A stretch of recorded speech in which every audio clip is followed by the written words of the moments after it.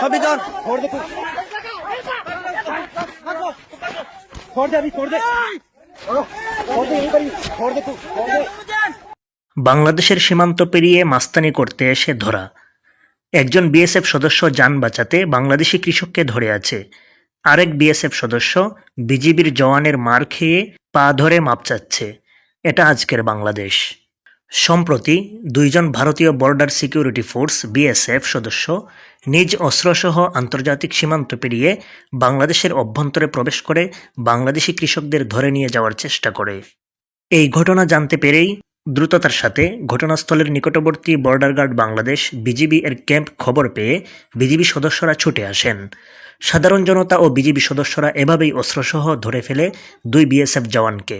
পরবর্তীতে ক্ষমা প্রার্থনা করায় যথাযথ প্রক্রিয়া অনুসরণ করে তাদের বিএসএফ কর্তৃপক্ষের কাছে হস্তান্তর করা হয়। এ ঘটনার একটি ভিডিও সামাজিক যোগাযোগ মাধ্যমে ছড়িয়ে পড়েছে, যেখানে স্পষ্টভাবে দেখা যাচ্ছে বিএসএফ সদস্যরা বাংলাদেশি কৃষক এবং বিজিবি সদস্যের পা ধরে ক্ষমা চাচ্ছে এবং প্রাণ ভিক্ষা চাচ্ছে।